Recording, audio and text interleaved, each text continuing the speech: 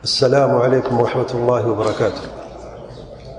بسم الله والحمد لله والصلاة والسلام على رسول الله صلى الله عليه وعلى آله وصحبه ومن والاه وبعد.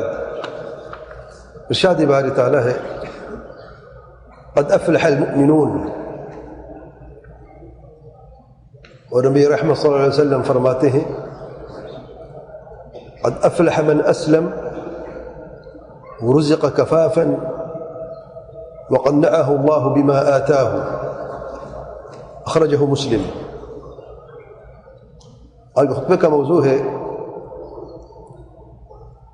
فلاح حاصل کرنے کی تین چیزیں. فلاح و کامیابی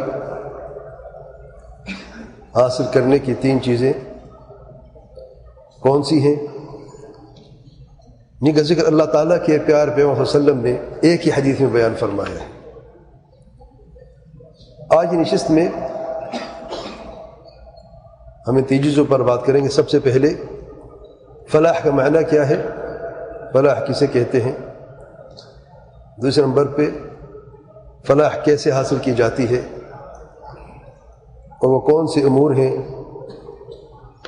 جن سے فلاح حاصل کی جاتی ہے. اور تیسرے نمبر پہ ان تین چیزوں کا ذکر جن کا ایک ہی حدیث میں ایک ساتھ اللہ تعالیٰ کے پیار پیغمبر صلی اللہ علیہ وسلم نے ذکر فرمایا ہے. فلاح کامیابی کی جب ہم بات کرتے ہیں تو لوگ اس فلاح کے اعتبار سے دو حصوں میں بٹ جاتے ہیں. پہلے قسم کے وہ لوگ جو فلاح اور کامیابی کو دنیا کی حد تک سمجھتے ہیں، اور وہ یہ سمجھتے ہیں کہ وہ جو چیز چاہتے ہیں اگر وہ حاصل کر لیتے ہیں چاہے جیسی بھی ہو لیکن ان کی خواہش کے مطابق ہے اور وہ حاصل کر لیے تو کامیاب ہو گئے. اور جس چیز سے وہ ڈرتے تھے چاہے وہ جیسی بھی ہو اگر اس سے بچ جاتے ہیں تو وہ کامیاب ہو گئے. مثال کے طور پہ ایک تاجر ہے، وہ اپنے اس تجارت میں فائدہ چاہتا ہے اور اس کا ایک ٹارگٹ ہے، وہاں تک پہنچنا چاہتا ہے. فیکٹری والا فیکٹری بنانا چاہتا ہے، اس کا ایک ٹارگٹ ہے، وہاں تک جانا چاہتا ہے.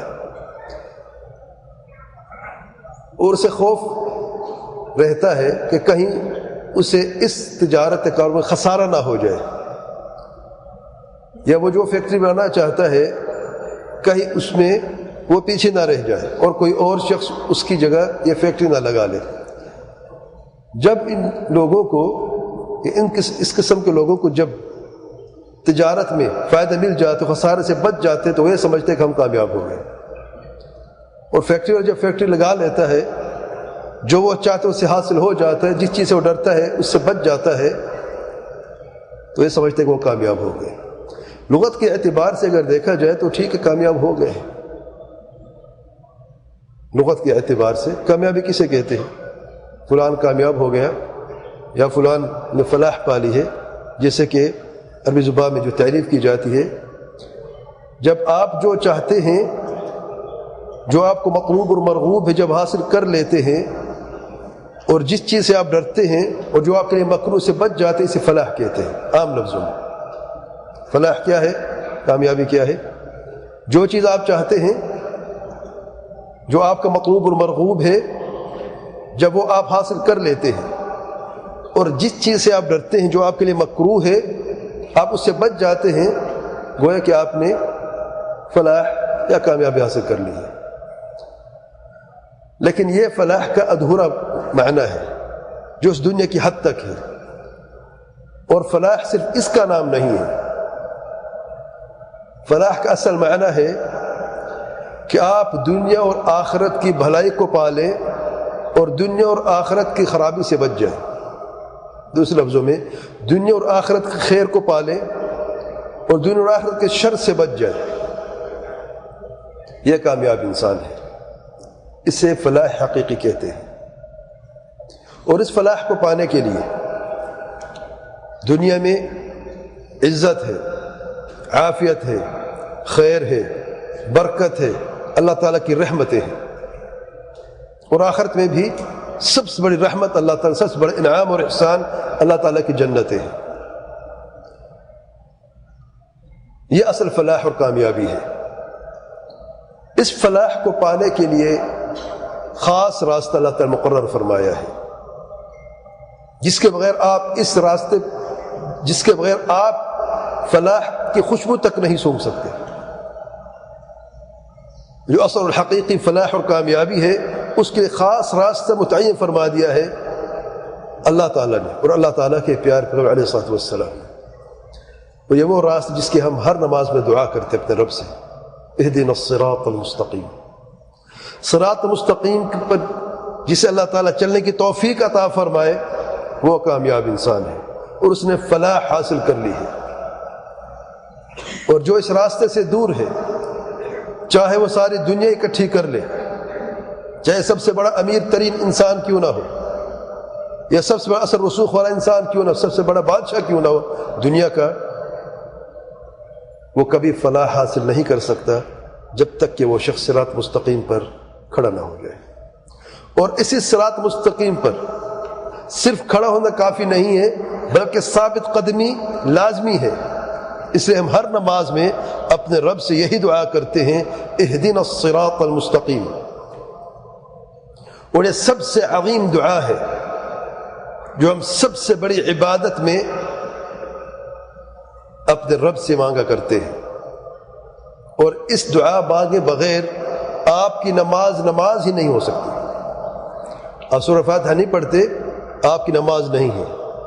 لا صلاۃ الا بفاتحۃ الکتاب، کوئی نماز نہیں مگر سورہ فاتحہ کے ساتھ۔ اور یہ حکمت اللہ تعالیٰ کی، سبحان اللہ۔ تو فلاح کو پانے کے لیے فلاح کا راستہ ایک ہی ہے، وہ ہے صراط مستقیم، جس کی تفصیل اللہ خود بیان فرمائی ہے، صراط الذین انعمت علیہم غیر المغضوب علیہم ولا الضالین۔ یہ ان کا راستہ پر اللہ تعالیٰ نے انعام فرمایا ہے، انبیاء، صدیقین، شہداء اور صالحین۔ ہم دوسرے لفظوں میں کہتے ہیں ہمارے سلف صالحین، یہ ان کا راستہ ہے۔ اس راستے کے علاوہ جو دو گمراہی کے راستے ہیں، غیر مغضوب علیہم، وہ راستہ جو مغضوب علیہم کا راستہ ہے، اللہ تعالیٰ غضب نازل ہوا ہے، اور دوسرا وہ راستہ ہے جو گمراہوں کا راستہ ہے۔ اور یہ دونوں راستے اس ایک راستے سے جدا ہے۔ فلاح حاصل کرنے کے جو مختلف امور ہیں وہ بہت زیادہ ہیں قرآن اور سنت میں۔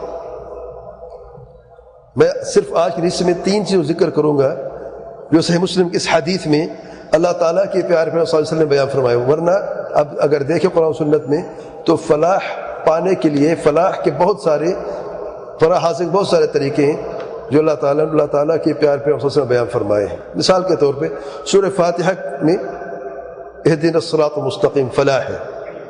سورۃ بقرہ کے ابتدائی آیات میں الف لام میم ذالک الکتاب لا ریب فیہ ھدی للمتقین۔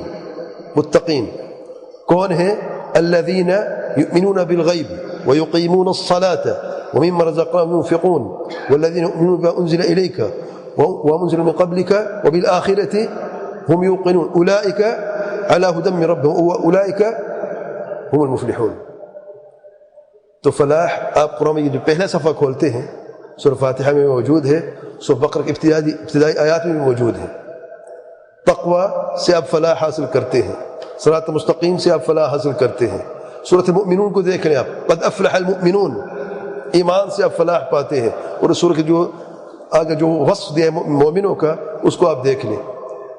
سورۃ العصر چھوٹی سورت ہے، فلاح ہے، والعصر ان الانسان لفی خسر الا الذین آمنوا وعملوا الصالحات وتواصوا بالحق وتواصوا بالصبر۔ اس طریقے سے آپ دیکھیں فلاح کے لفظ سے بھی آپ کو فلاح ملتا ہے، فلاح حاصل کرنے کا جو طریقہ ہے، اور اس لفظ کے علاوہ بھی اللہ تعالیٰ نے اس فلاح کے راستے کو اور طریقوں کو بیان فرمایا ہے۔ حی علی الصلاۃ حی علی الفلاح، نماز خود فلاح ہے۔ جو نماز پڑھتا ہے سنت کے مطابق، اخلاص اور اتباع، یہ دو بڑی شرطیں ہیں ہر عبادت کی، خصوصی طور پہ نماز کے لیے۔ نماز خشوع اور مکمل خشوع اور خضوع میں، اخلاص کے ساتھ صرف اللہ کے لیے، اور طریقہ اللہ تعالیٰ کے پیارے پیغمبر صلی اللہ علیہ وسلم کا طریقہ ہے، تو گویا کہ اس شخص نے فلاح پا لی ہے۔ اس لیے اذان میں کیا کہتے ہیں؟ حی علی الصلاۃ حی علی الفلاح۔ اور یہ ہم اعلان دن میں 5 مرتبہ سنتے ہیں، اذان کے وقت اور پھر 5 مرتبہ اقامت کے وقت۔ اب مسجد سے دور ہیں تو اذان میں سنتے ہیں، پھر مسجد کے اندر دوبارہ دہرایا جاتا ہے جب نماز قائم ہوتی ہے، تاکہ یہ مومن اچھی طرح سمجھ لے جو وہ عمل کرنے جا رہا ہے یہ فلاح والا عمل ہے، اس عمل سے یہ کامیاب ہو جائے گا، اپنے رب کی بارگاہ میں سرخرو ہو جائے گا اور کامیابی حاصل کر لے گا۔ آئیے دیکھتے ہیں وہ 3 امور جن سے فلاح حاصل ہوتی ہے، جن کا ذکر اللہ تعالیٰ کے پیارے پیغمبر صلی اللہ علیہ وسلم نے ایک حدیث میں بیان فرمایا ہے۔ اللہ تعالیٰ کے پیارے پیغمبر صلی اللہ علیہ وسلم فرماتے ہیں قد افلح من اسلم ورزق کفافا وقنعه اللہ بما آتاہ۔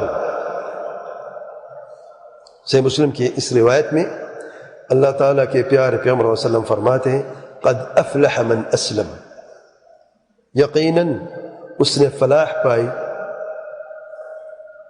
جو مسلمان ہوا۔ الاسلام یہ سب سے پہلا اور بنیادی اور اساسی طریقہ ہے فلاح کو حاصل کرنے کا، اور یہ برابر ہے صراط مستقیم کی، یہ برابر ہے ایمان کے قد افلح المؤمنون، یہ برابر ہے تقوی کے جس کا ذکر سورۃ البقرہ کی ابتدائی آیات میں ہوا ہے۔ الاسلام، اسلام میرے بھائیو سب سے بڑا انعام ہے اللہ تعالیٰ کی طرف سے۔ اس بڑی نعمت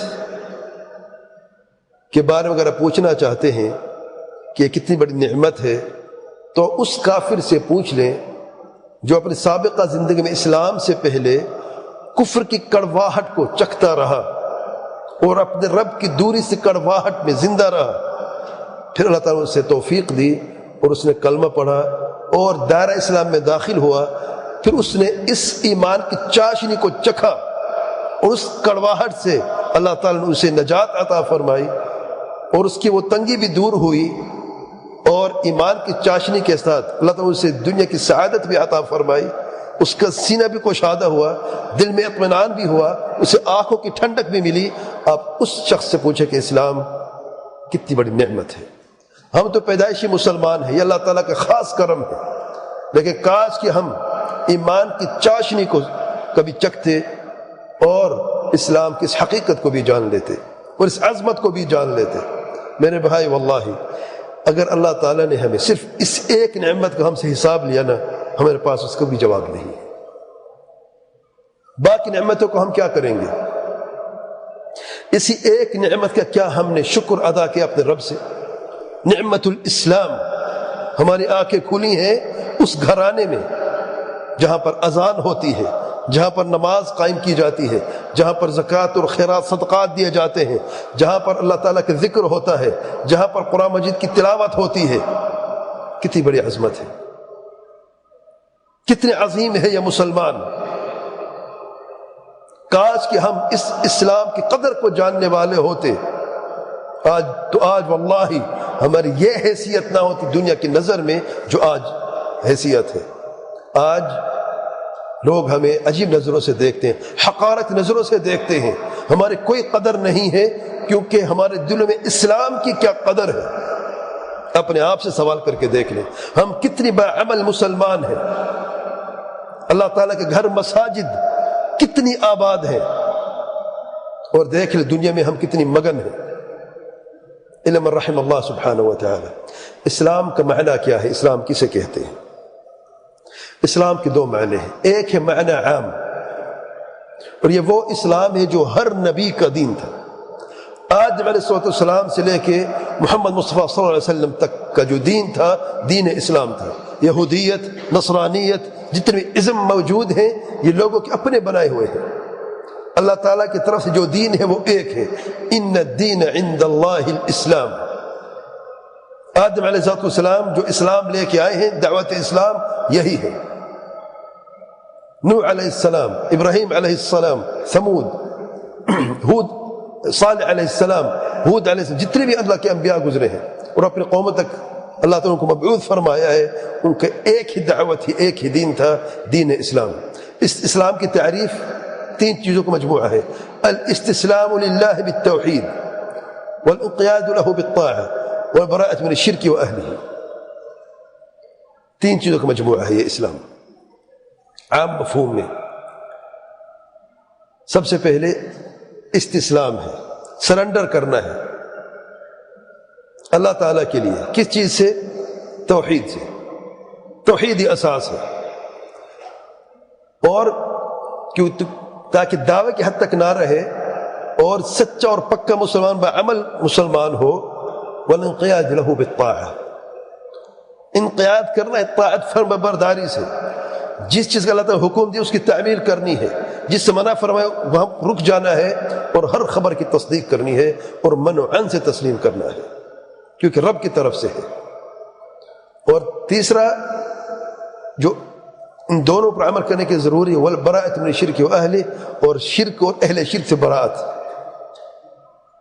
اظہار براءت ظاہر و باطنا، اپنے قول سے بھی بری، اپنے فعل سے بھی بری، اپنے دل سے بھی بری ہے، دور ہے شرک اور اہل شرک سے۔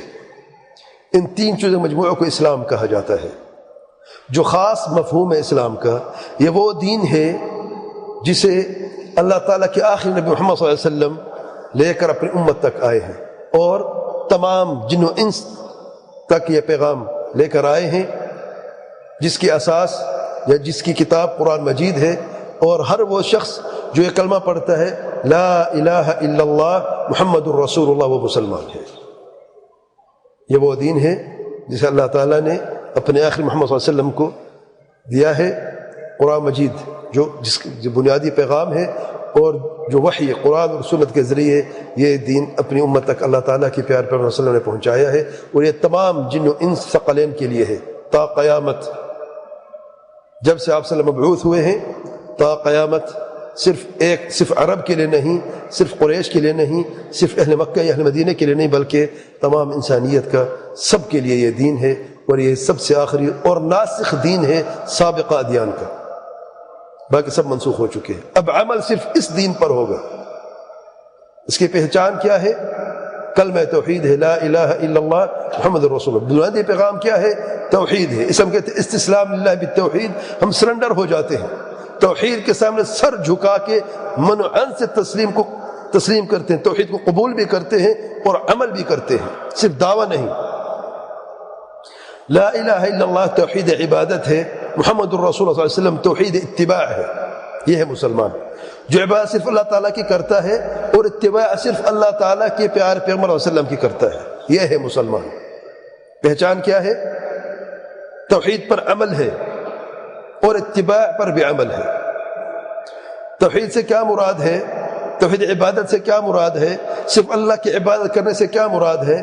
جتنے بھی عبادات ہیں، چاہے نماز ہے، روزہ ہے، حج ہے، زکوٰۃ، صدقات ہے، خیرات ہے، دعا ہے، پکار ہے، نظر و نیاز ہے، قربانی ہے، توکل ہے، خوف ہے، ڈر ہے، امید ہے، رغبت ہے، رغبت ہے، جو بھی عبادات ہے، چاہے قولی ہوں زبان سے، چاہے بدنی ہوں اپنے جسم سے، چاہے قلبی ہوں دل سے، جو بھی عبادات ہیں، ان ساری عبادات کا حقدار صرف اور صرف اللہ تعالیٰ ہے۔ ہم نماز صرف اللہ تعالیٰ کے لیے پڑھتے ہیں، ہم پکارتے بھی صرف اللہ تعالیٰ ہی کو ہیں، ہمارے قربانی بھی صرف اللہ تعالیٰ ہی کے لیے ہوا کرتی ہے۔ یہ ہے توحید عبادت، لا الہ الا اللہ کا عام لفظ و مفہوم۔ محمد رسول اللہ کیا ہے؟ ہم وعدہ کرتے ہیں، کلمہ شہادت میں گواہی دیتے ہیں کلمہ توحید کی، اور ہم یہ بھی گواہی دیتے ہیں، اپنے رب سے وعدہ کرتے ہیں ہم اتباع صرف اللہ تعالیٰ کے پیارے پیغمبر صلی اللہ علیہ وسلم کی کریں گے، پیروی اللہ تعالیٰ کے پیارے پیغمبر صلی اللہ علیہ وسلم کی۔ اس لیے اللہ نے فرمایا وَأَطِيعُوا اللَّهَ وَأَطِيعُوا الرَّسُولَ، وَأَطِيعُوا اللَّهَ لا الہ الا اللہ، وَأَطِيعُوا الرَّسُولَ محمد الرسول اللہ صلی اللہ علیہ وسلم۔ توحید عبادت اور توحید اتباع، یہ کلمہ توحید ہے، لا الہ الا اللہ محمد الرسول اللہ۔ آج ہم دیکھ لیں اپنے گریبان میں جھانک کر، ہم کیا بعمل موحدین مسلمان ہیں؟ کیا جب ہم عبادت کرتے ہیں، ہم اپنی عبادات میں اللہ تعالیٰ کے ساتھ کسی اور کو شریک تو نہیں کرتے؟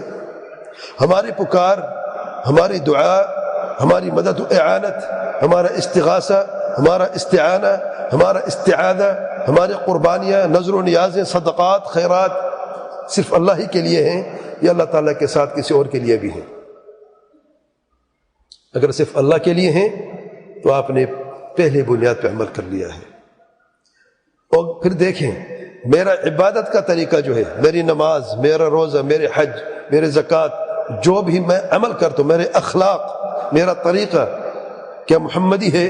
کیا اللہ تعالیٰ کے پیار پیغمبر صلی اللہ علیہ وسلم کے عمل کے مطابق ہے یا نہیں؟ اگر مطابق ہے تو الحمدللہ آپ سچے اور پکے مسلمان ہیں، کیونکہ یہ شخص جو ہے توحید اور سنت پر عمل کرنے والا شخص جو ہے اب یہ شرک نہیں کرے گا، یہ بدعت کی طرف دیکھے گا بھی نہیں، کیونکہ توحید اور اتباع ہے۔ جہاں پر توحید ہے وہاں پر شرک نہیں، جہاں پر اتباع ہے وہاں پر بدعت نہیں۔ تو شرک اور بدعت جو سب سے بڑے گناہ ہیں ان سے بچ گیا ہے، باقی کا راستہ اس کے لیے آسان ہو جاتا ہے۔ پھر جو باقی فرائض ہیں ان کی ادائیگی آسان ہو جاتی ہے، جو باقی محرمات ہیں ان سے اجتناب بھی آسان ہو جاتا ہے۔ اصل بات یہ ہے، سب سے بڑی آزمائش یہ ہے اللہ تعالیٰ کی طرف سے کہ کیا یہ مسلمان سچا اور پکا مسلمان ہے کہ نہیں، کیا یہ کلمہ توحید پہ عمل کرنے والا ہے کہ نہیں۔ اس لیے انبیاء کی دعوت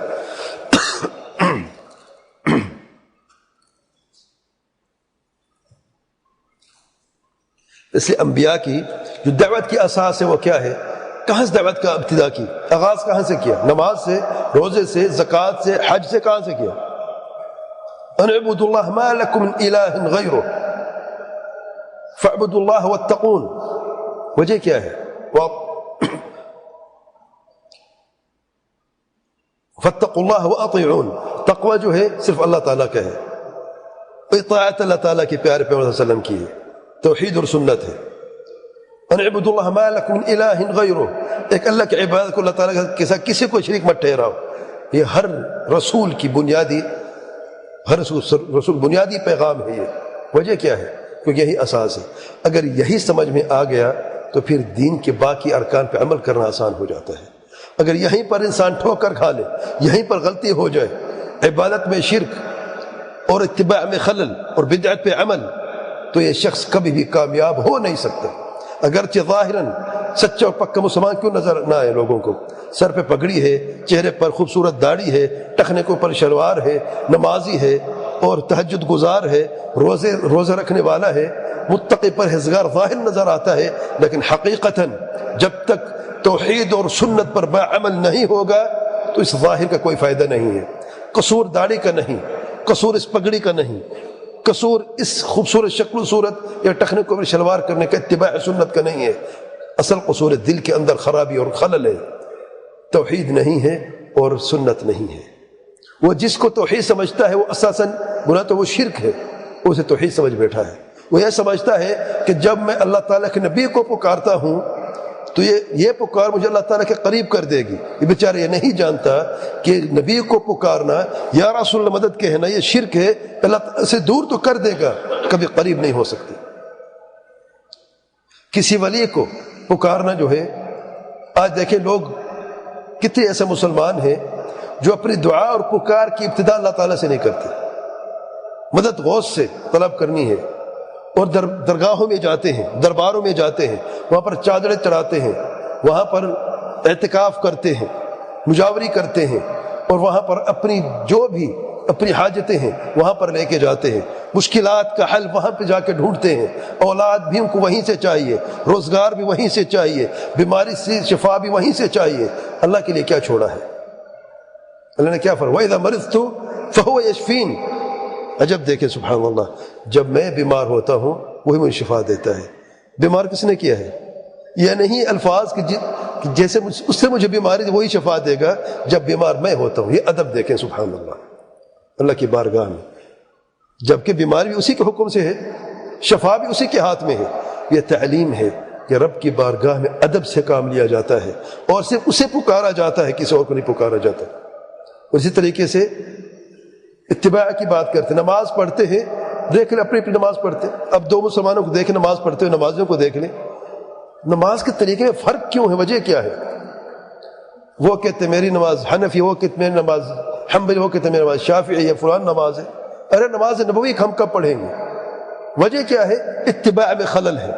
تو جب تک توحید اور سنت، توحید اور اتباع، توحید عبادت اور توحید اتباع سنت جو ہے، یہ ہمارے زندگی دلوں میں اور ہمارے دلوں میں بنیادی طور پر بس نہیں جاتا، اور اس پر ہم باعمل مسلمان نہیں بن جاتے، ہم صحیح سچے مسلمان بن ہی نہیں سکتے۔ فلاح پانے کی سب سے پہلی چیز کیا ہے؟ قد افلح من اسلم۔ آئے سمجھ میں اسلام؟ الحمدللہ۔ دوسری چیز جس سے کامیابی حاصل ہوتی ہے، ورزق کفافا، اور اسے کافی اس کی حاجت کے مطابق رزق دیا گیا ہے، رزق کفاف۔ سبحان اللہ، اتنا رزق اس کے پاس موجود ہے اور اسے کافی ہے کہ دوسروں کے سامنے ہاتھ نہیں پھیلاتا۔ رزق کفاف ہے۔ جسے اللہ تعالیٰ نے یہ عطا فرمایا ہو وہ کامیاب ہے، اس نے فلاح کو حاصل کر لیا ہے۔ تو جس کے پاس اس سے بھی زیادہ ہے تو وہ کیا ہے پھر؟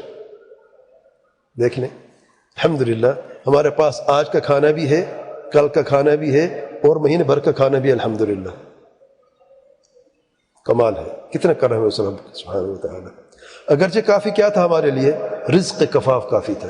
اسے اللہ تعالیٰ کے پیارے پیغمبر علیہ الصلوۃ والسلام اندر سے کیا دعا کرتے تھے کہ اللہ تعالیٰ محمد کے رزق کو قوت بنا دے۔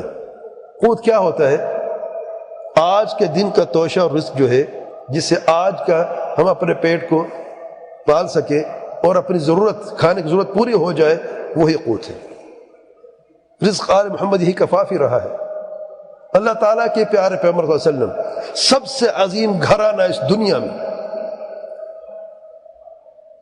رزق کفاف اللہ تعالیٰ عطا فرمایا، اور بس اوقات ایسا وقت بھی آیا کرتا تھا کہ رزق بھی جو کفاف یہ بھی کم پڑ جاتا تھا، کھجوروں پر گزارا کیا کرتے تھے۔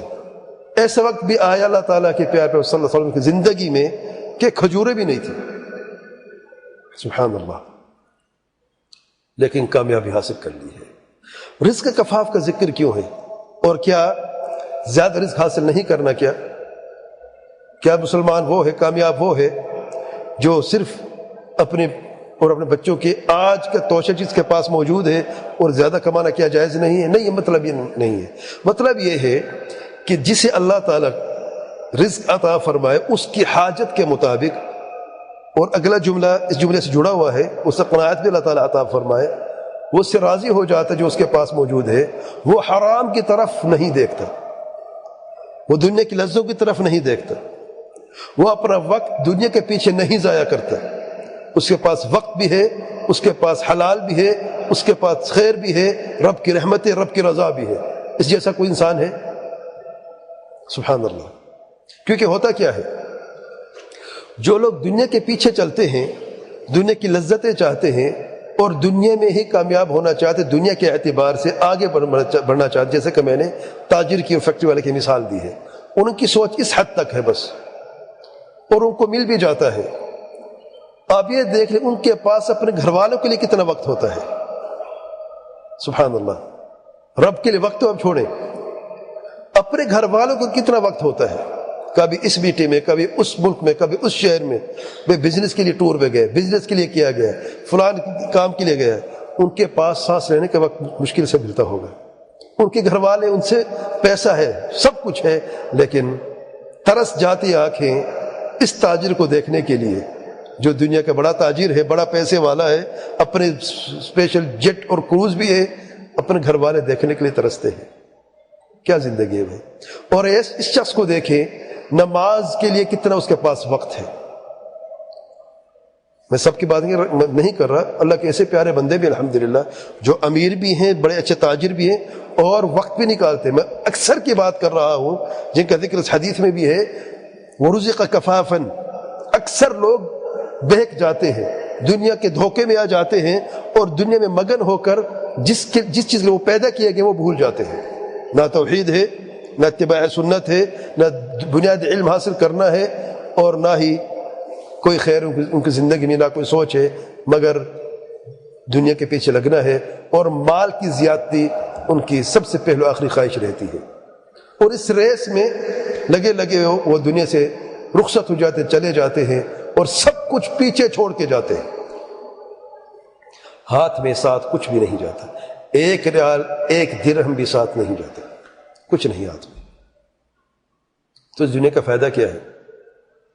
لیکن جو لوگ رزق کفافی موجود ہے اور اس سے بڑھ کر بھی ہے، حلال طریقے سے کمایا ہے، حلال میں خرچ کر رہے ہیں، اللہ تعالیٰ نے ان کے لیے دنیا کو آسان رزق کی فراوانی مہیا فرمائی ہے، میسر فرمائی ہے، اور اللہ سے ڈرنے والے ہیں، تو یہ وہی لوگ ہیں جو اپنے رب سے دعا کرتے ہیں ربنا آتنا فی الدنیا حسنہ وفی الآخرۃ حسنہ وقنا عذاب النار، یہ کامیاب ہے، دنیا میں بھی بھلائی ہے اور آخرت میں بھی بھلائی ہے، اور دونوں جڑی ہوئی ہیں، دنیا کی بھلائی اور آخرت کی بھلائی دونوں جڑی ہوئی ہیں، کیونکہ جو صرف دنیا کے پیچھے لگتے ہیں وہ کامیاب نہیں ہو سکتے، اور جو آخرت چاہتے دنیا کو چھوڑ کر، دنیا کو جسے کہتے طلاق دے کر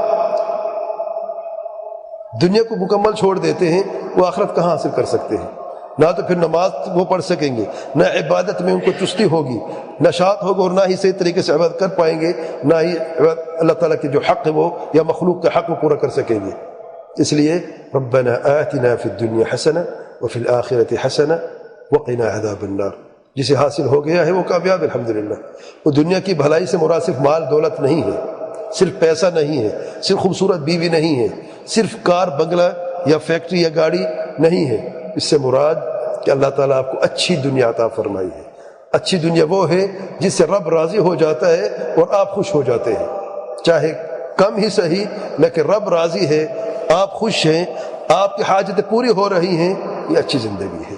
اور پھر اس کے علاوہ اگر زیادہ مال و دولت ہے، آپ اسے حلال سے کماتے، حلال میں خرچ کرتے ہیں، زکوٰۃ، صدقات، خیرات، نفقات کے اللہ تعالیٰ آپ کو توفیق عطا فرمائی ہے، فرائض کی ادائیگی میں آپ آگے ہیں اور محرمات سے اجتناب میں آپ آگے ہیں، تو آپ جیسا پھر کون ہے؟ سبحان اللہ۔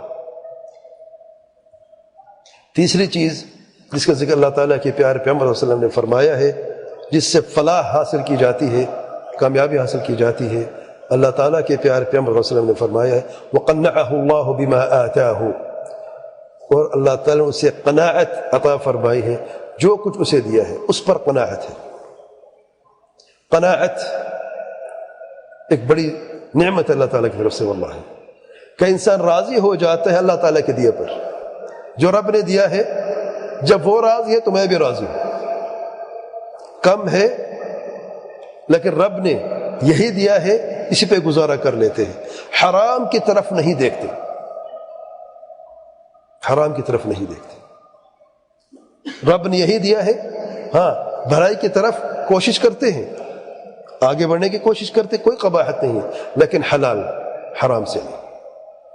جس چیز سے رب ناراض ہوتا ہے اس سے دوری اختیار کرتے ہیں، رب کو راضی کرنا ہے، یہ ان کا اولین مقصد ہے اس دنیا میں، وہ عمل کرتے ہیں جس سے رب راضی ہو جاتا ہے، رب کو خوش کرنے کی تگ و دوڑ میں رہتے ہیں، اور جہاں پر دور سے بھی خدشہ ہوتا ہے کہ یہاں پر اللہ تعالیٰ ناراض ہوگا، اس سے دوری اختیار کر لیتے ہیں۔ جو کچھ ہے، رزق ہے، چھوٹی سی نوکری ہے لیکن حلال کی ہے، الحمدللہ، مزید کی اللہ سے دعا کرتے ہیں، لیکن قناعت ہے الحمدللہ، جب اللہ راضی ہے تو میں بھی اس پہ خوش ہوں۔ اور اس کے ساتھ ساتھ جو حقوق کی ادائیگی ہے اس میں بھی سب سے آگے ہوتے ہیں۔ اب یہ دیکھ لیں کہ ایک شخص اس کی تنخواہ کم ہے، اس سے پوری ہے الحمدللہ، وہ اپنی حاجتیں پوری کرتا ہے، ضروریات پوری کر لیتا ہے، وہ زکوٰۃ بھی دیتا ہے، وہ صدقات خیرات بھی دیتا ہے، اور برکت بھی ہے، اسے کہتے ہیں برکت، وہ ہاتھ نہیں پھیلاتا، سبحان اللہ، اللہ تعالیٰ نے اسے قناعت بخشی ہے۔ اور قناعت کے تعلق سے بڑی پیاری بات سیدنا علی فرماتے ہیں، اللہ تعالیٰ کا ارشاد ہے من عمل صالحا من ذکر او انثى وهو مؤمن فلنحيينه حیاة طیبہ، اور جو بھی عمل صالح کرتا ہے، نر میں سے مادہ میں سے، مرد یا عورتوں میں سے، وهو مؤمن، جب کوئی ایمان کہلاتی ہے، جب کوئی مومن ہو، فَلَنُحْيِيَنَّهُ حَيَاةً طَيِّبَةً، ہم یقیناً اسے اچھی زندگی مہیا فرمائیں گے، اچھی زندگی، حیات طیبہ۔ سیدنا علی فرماتے ہیں قال الحیات الطیبۃ ہی القناعہ، حیات طیبہ کیا ہے؟ قناعت ہے۔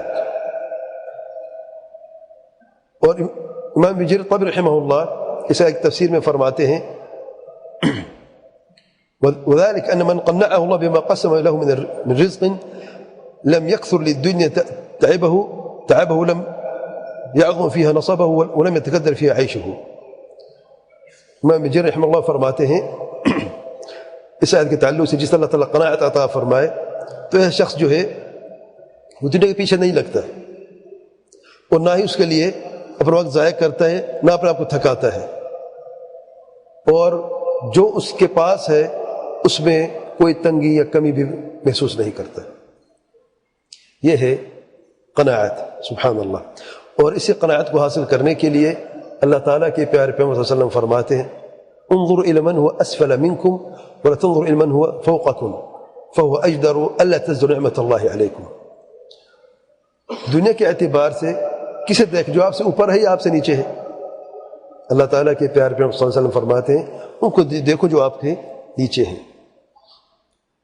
اللہ نے آپ کو روزگار دیا ہے تو بے روزگار کو دیکھو، اللہ تعالیٰ نے تمہیں صحت عافیت دی ہے، مریض کو دیکھو، اللہ تعالیٰ نے اولاد دی ہے، بے اولاد کو دیکھ لو، تمہیں مال و دولت دیا ہے، امیر تو فقیر کو دیکھو، اپنے نیچے سے لوگوں کو دیکھو اور اپنے اوپر مت دیکھو کہ اس کے پاس کتنی گاڑیاں ہیں، کتنی بنگلے ہیں، کتنی اس کے پاس کاروبار ہے، کتنا مال، کتنا دولت ہے، میرے پاس کیوں نہیں ہے؟ دیکھ رہے ہیں تو نیچے والوں کو دیکھو۔ جب یہ کرو تو کیا ہوگا؟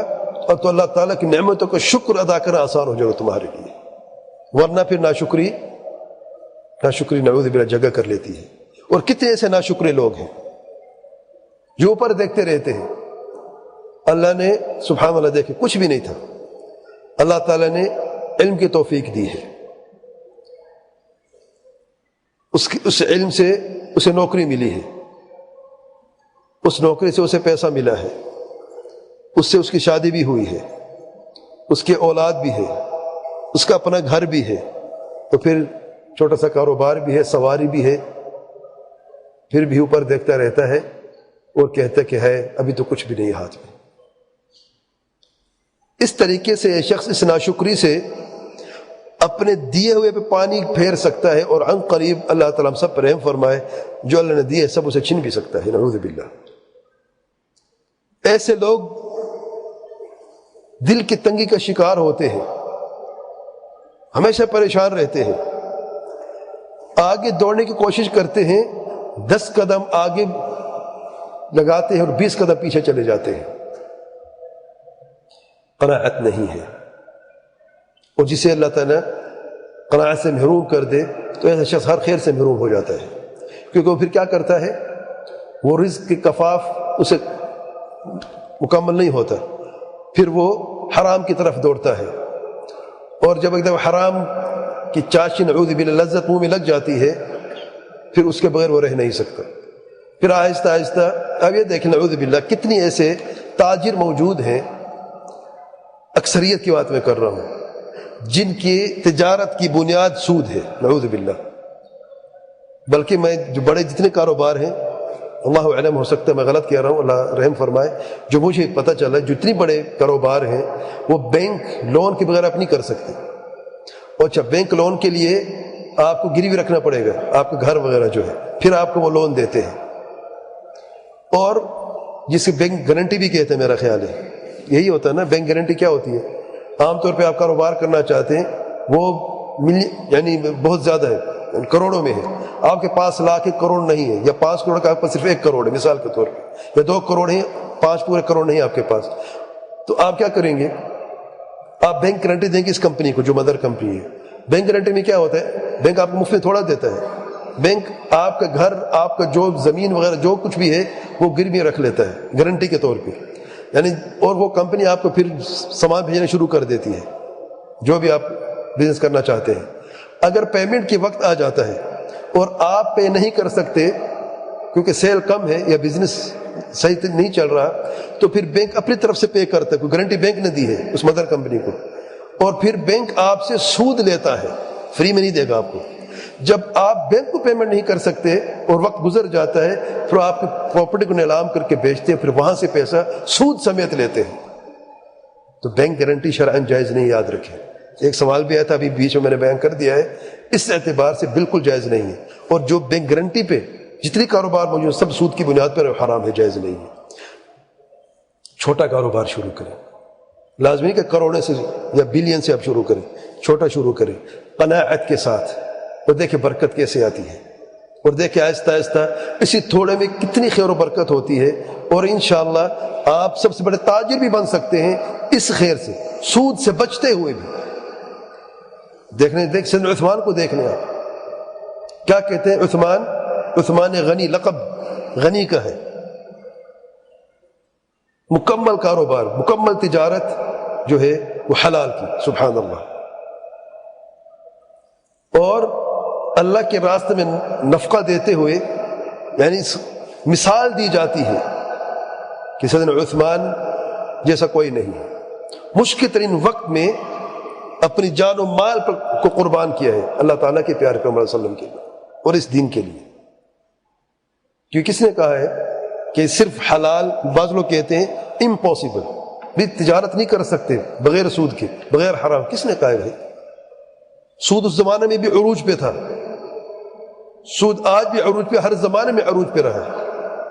اس زمانے میں سود خور تھے، بہترین زمانے میں، آج کے زمانے میں تا قیامت لوگ رہیں گے۔ سوال یہ کہ ہم لوگ کہاں پہ ہیں؟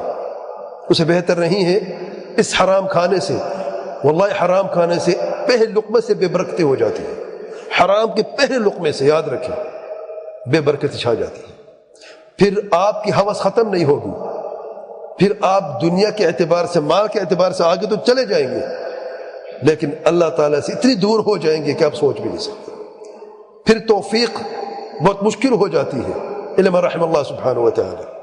اور توبہ کرنا، کئی ایسے لوگ کہتے ہیں یار ہم سارا کاروبار چھوڑ دیں، ارے توبہ کرتے ہیں سود سے تو ہمارا تب سب ختم ہو گیا، ہم پھر فقیر ہو جائیں گے، ہم یہ ہو جائیں گے، وہ ہو جائیں گے، سبحان اللہ۔